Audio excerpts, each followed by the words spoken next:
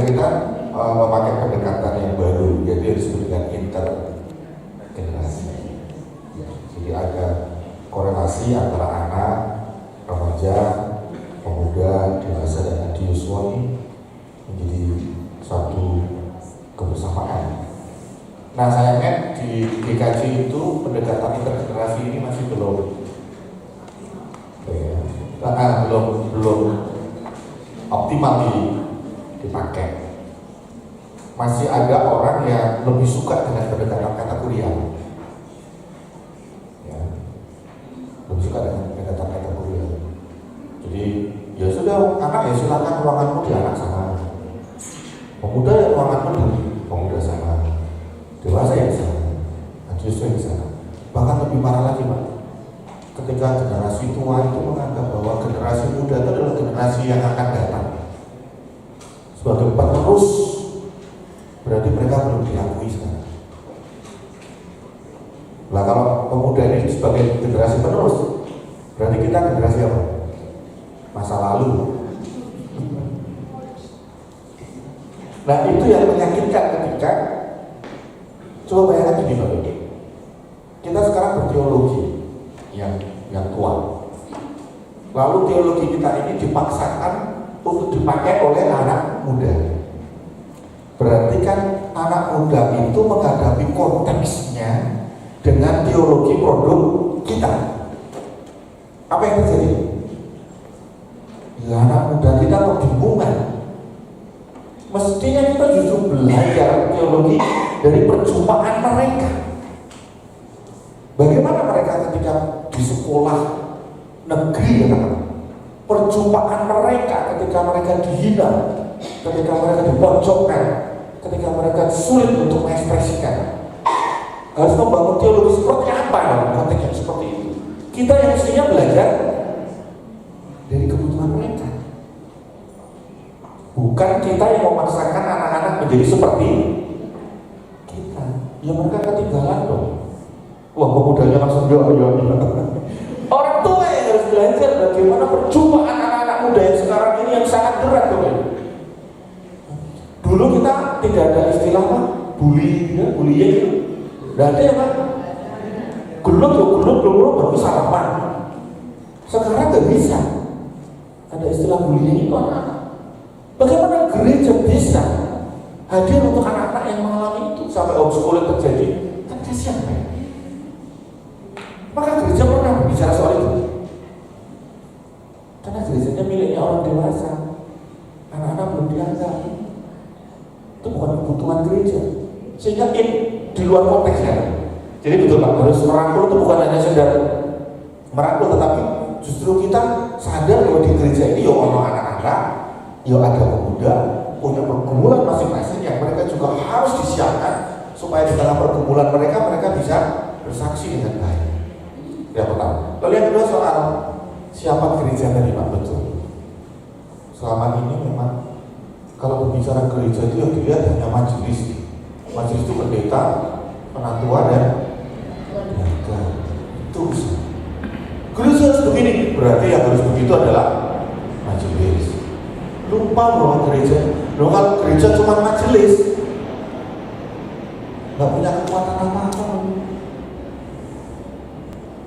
Itu yang dikritisi oleh B tadi. Kan hanya perjumpaan yang rutin dalam waktu tertentu, tapi itu bukan komunitas. Karena nggak berpartisipasi. Bahkan kemarin di Gede Bagi saya ingatkan, Bapak Ibu, ini ruangan apa ini? Saya nyebutnya kandang ya. Kan kotak kandangnya majelis. Kenapa majelis harus duduk sini? Tradisi.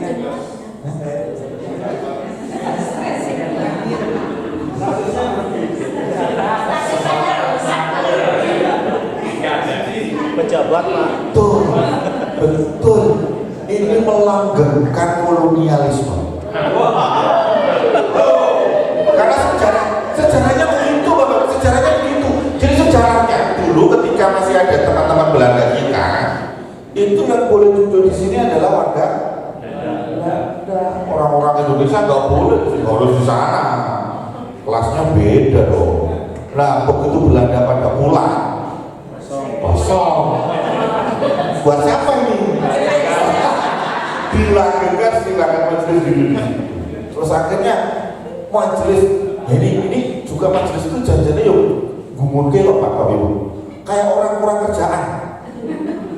Loh, sekarang yang namanya ibadah itu semua di tangannya majelis. Ya, dari yang khotbah harus pendeta atau penatua diaken, harus yang jadi apa bukan liturgos, pemimpin liturgi harus majelis dan seterusnya. Rektor dulu tuh majelis menerima asal majelis dan sebagainya dulu begitu. Lalu mulai dibagi-bagi. Ya memang itu jadi bukan gaweannya majelis kok. Kan bukan. Ibadah ini kan miliknya bersama. Gak ada yang mewajibkan yang harus khotbah ini harus majelis, enggak. Siapapun punya khotbah. Baru tahu. Kalau itu dipercaya. Baru tahu. Kalau itu diberi kepercayaan. Siapa yang jadi lektor, yang jadi liturgos, ya siapapun harus berjabatan. Lu kok harus berjabatan itu yang mana ya? Tata gereja yang mana yang menyarankan? Tidak tahu, majelis itu kurang gawean apa ya? Gawean kabehnya itu kan sebenarnya kan di-share ke jemaat. Makanya di tempat kami sekarang yang duduk di sini itu bukan majelis dong. Siapa? Pastor. Oh, bukan. yang duduk di sini adalah petugas atau pelayan ibadah. Siapapun. Terus majelisnya yang mana? Majelisnya yang betul bersama dengan jemaat. Menyediakan fasilitas jemaat kurang apa dan seterusnya sambil juga jadi jemaat itu inginnya sih yang ngopo dan sebagainya gitu kan. Komunitas. Ya, itu jadi kalau sudah sampai ke tahap itu Bapak Ibu nggak perlu yang namanya kunjungan itu terus harus majelis. Itu komunitas Bapak Ibu, komunitas itu kan orang-orang yang suka ya dalam perkunjungan. Oh majelisnya kadang-kadang malah pastoralnya nggak ngawur. Itu ya. Baru dikunjungi orang seneng malah mantel. Bisa loh, karena salah dalam pastoral. Jadi mengajak orang itu harus seperti gereja itu, tidak justru kita mendengar. Perkunjungan itu kan tugasnya mendengar, jumpaan kebutuhan mereka apa. Kenapa kok begitu? Bentuknya seperti apa? Keinginannya gerejanya seperti apa? Bangun bersama. Itu kalau yang terjadi seperti itu Bapak Ibu, ya, gereja itu sebagai keluarga nanti. Ada unsur eyang, ada unsur bapak, ada unsur anak, ada unsur cucu di sana. Dan lebih lagi ada unsur orang lain yang masuk dalam rumah tangga itu. Teman-teman, buka-buka menjawab. Baik, terima kasih. Makin malam, makin asik diskusinya. Karena waktu sudah menunjukkan 21 kurang sekian. Saya beri kesempatan untuk 3 penanya. Ada Bu Catur, ada Pak Lukas, ada Ibu Sri. Dari Bu Catur, monggo silakan. Mau pakai mic? Pakai Pak. Ya. Terima kasih Pak Markus. Begini Pak, gereja yang mencair. Kadang-kadang ini tadi milenial sama orang tua. Gereja inginnya berubah. Tetapi kadang-kadang jemaatnya susah untuk dirubah, diajak berubah. Contoh, kita ini beberapa tahun, mungkin 5 tahunan apa 7 tahunan, 6-7 tahunan lah ya, bahwa ketika masa Paskah itu ada Rabu Abu, Kamis Putih, Sabtu Sunyi. Ada sebagian jemaat yang kok tadi apa masa lalu itu belum mau menerima, kok kayak Katolik, sehingga itu menjadi perdebatan. Itu yang satu. Lalu yang kedua Pak, tadi Pak Warno sudah menyinggung tapi tidak terjawab. Saya mau tanya Pak, bagaimana kalau saya punya anak, saya anggota, orang tua saya anggota gereja ini, anak saya itu kemana-mana jajan. Ketika menikah, sekarang ini kan gereja di luar itu pendeta yang datang atau ke hotel. Nah, karena di gereja ini semenjak belum tahu seperti itu di gereja ini, maka tadi sudah disinggung, kemajelisannya memang berdebat di dalam kemajelisan. Pengantin ya harus ke gereja, hadir di gereja, kan gitu. Nah sekarang ada seperti ini, bagaimana menurut Bapak? Dua ini Pak yang saya tanya. Terima kasih. Baik, selanjutnya Pak Lukas, silakan. Terima kasih atas kesempatan ini. Hanya satu pertanyaan yang akan kami sampaikan di sini, bahwa ada satu pengalaman yang kalau saya perhatikan ini dari bapak-bapak ibu selalu membicarakan dalam gereja di sini. Tapi justru saya ini akan menyampaikan suatu pengalaman di luar gereja, di mana firman Tuhan mengatakan bahwa kamu harus menjadi lili dan kamu harus menjadi garam. Dan ini harus menjadi seperti air itu, mengikuti tempat di mana tempat itu untuk menyimpan air itu. Ini satu pengalaman bahwa kita ini memang sangat menyadari kita ini adalah umat yang minoritas Pak. Nah, di mana saya tinggal pada waktu itu memang masih kampung di Bojongkoneng.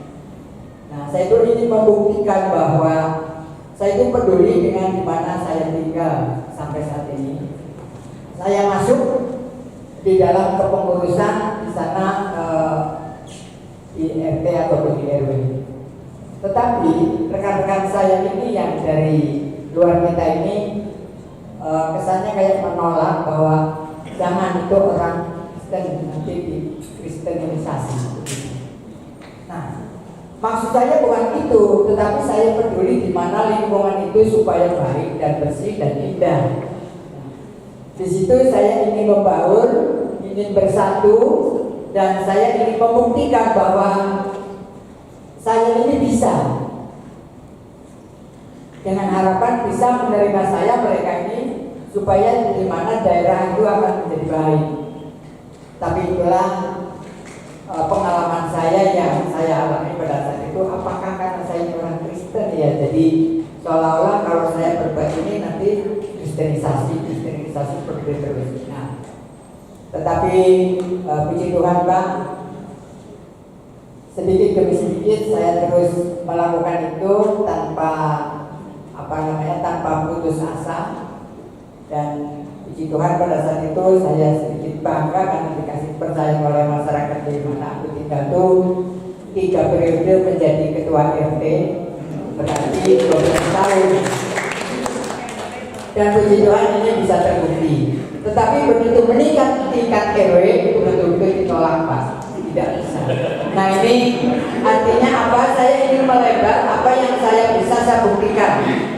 Jadi apa yang difirmankan oleh Tuhan itu bahwa jadilah lili dan garam.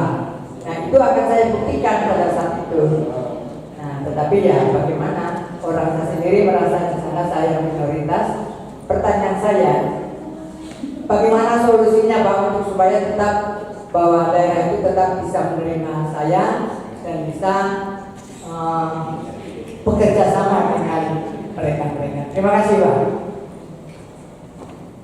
Baik, satu pertanyaan berikutnya Ibu Eko Fatanto. Terima kasih. Waktu yang diberikan kepada saya, maaf saya rada menyimpang sebentar Pak. Saya menanggapi tadi yang gereja cair. Saya mengumpamakan gereja itu kita, yang kita sendiri. Jadi di mana kita berada itu kita bisa menjadi air. Kesaksian hidup saya menikah dengan suami kurang lebih 21 tahun dan saya tinggal di sini kurang lebih 25 tahun. Dengan perjalanan waktu demi waktu, itu membentuk diri saya menjadi wanita atau seorang anak Tuhan yang punya integritas. Jadi dalam hidup saya, selama saya menikah, mulai dari nol, saya selalu peduli ke keluarga besar, lingkungan, orang tua, siapapun di mana saya berada, mau di jalan, mau di mana aja. Tapi sampai saat ini saya terbebani, Pak. Saya sering kadang depresi, Pak. Tuhan, apa yang kurang dari saya? Maaf, bukan saya menyombongkan. Saya tidak peduli orang tua, mertua, dan lain-lain dengan apa yang ada pada saya. Itu uang, tenaga, mobil, rumah, apapun gitu ya. Jadi berkat. Kadang ya orang Kristen atau siapapun sampai pinjam uang. Yang jahatnya itu kadang malah galakan mereka daripada kita. Dia nggak kembalikan atau mencicil atau apa sesuai kehendak apa kesepakatan, tapi malah merusak lebih jahat dari kita. Satu. Kedua, kalau kita ikhlas memberi, kita nggak ada tanggung jawab untuk menagih atau minta. Kita ikhlas. Tapi yang saya alami sampai saat ini, kadang orang-orang itu malah menuntut saya harus lebih baik lagi, harus lebih peduli lagi, harus lebih menjadi berkat lagi. Kadang saya malah dimarah-marah sama orang-orang itu. Saya kadang agak habis pikir, Tuhan, apa yang salah dalam diri saya? Tapi saya tidak pesimis. Saya selalu berdoa sama Tuhan. Tuhan, bentuk hati saya, lembutkan hati saya, maafkan diri saya, agar saya bisa mengampuni dan memaafkan orang lain yang tidak berbuat baik kepada saya. Kalau saya jahat, bolehlah saya dibalas dengan jahat. Tapi karena saya berbuat baik terus, tapi saya menerima kejahatan terus. Kadang sirik orang, kadang kedengkian orang, nggak tahu motivasi orang itu. Jadi saya kadang-kadang terbebani itu, Pak. Harus bagaimana saya hidup itu? Terima kasih, Pak. Baik, Pak Antono, dari 3 penanya ini, 2 penanya rasanya sebuah kesaksian, cerita pengalaman yang mereka alami di lingkungannya atau di keluarganya, dan dari Bu Catur nampaknya ini lebih ke pertanyaan gereja. Monggo, Pak. Terima kasih.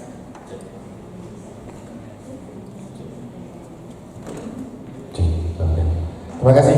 Yang pertama tentang bagaimana mengajak berubah. Gereja yang berubah itu ternyata tidak disertai dengan semangat-semangat yang juga siap untuk berubah.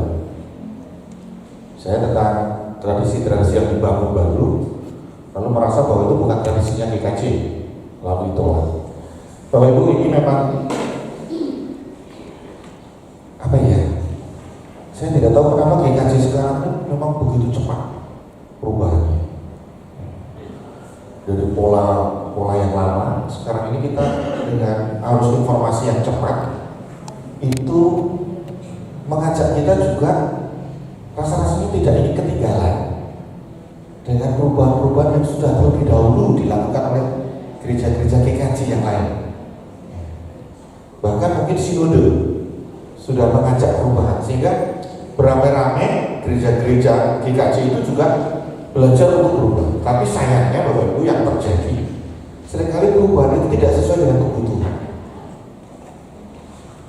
Perubahan itu hanya mengikuti model yang sedang terjadi. Tidak ada proses dialog, tidak ada proses percakapan intens tentang perubahan itu sendiri. Seperti sekarang ini misalnya, tiba-tiba kita secara contoh ingin jadi liquid church tanpa pernah ada percakapan serius.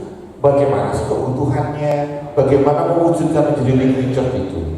Nah, ini memang sangat berbahaya, sehingga orang yang tidak nyaman. Contohnya saya sendiri. Maaf ya istri saya harus cerita. Kami itu mengadakan perjamuan kudus yang melibatkan anak-anak. Itu sudah sejak tahun 2007.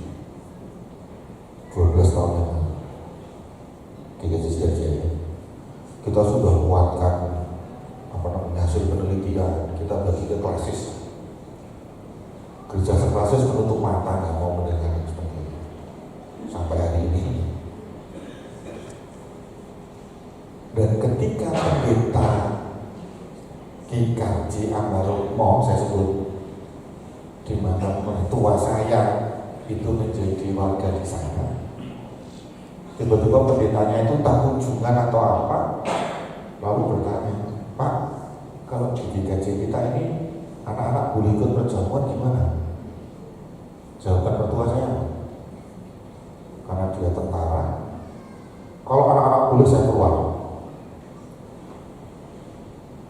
Sejak dulu saya diajarkan anak-anak itu gak boleh ikut perjamuan kudus. Kalau diikutkan saya keluar. Nah kan saya malu. Saya mantunya pendeta singis 12 tahun yang lalu mengajarkan tentang perjalanan kudus untuk anak-anak. Mertua saya sendiri ketika dikunjungi pendetanya ngotot, pokoknya saya keluar. Kenapa? Karena tadi Bu, loh tiba-tiba kok ditanya seperti itu ya, gelisah jelas. Gak ada apa-apa kok ditanya kayak gitu ya, gelisah. Tapi kalau itu menjadi proses yang dipercakapkan bersama, kenapa toh anak-anak dilibatkan, alasannya apa, landasan teologinya seperti apa, fungsinya seperti apa, lalu bagaimana itu kalau dilakukan persiapannya seperti apa, dan seterusnya. Kalau itu menjadi sesuatu percakapan yang intens, saya yakin setiap jemaat yang memang merasa bagian akan dengan sukacita. Meskipun tentu ada kadang-kadang pokoknya orang. Kalau sudah pokoknya orang berarti dia bukan komunitas lagi. Dia tidak ingin menjadi bagian komunitas. Dia ingin memaksakan komunitas seperti dirinya. Karena sudah tidak ada dialog, sudah tidak ada perubahan. Loh kalau sudah pokoknya orang ya berarti gereja akan berubah.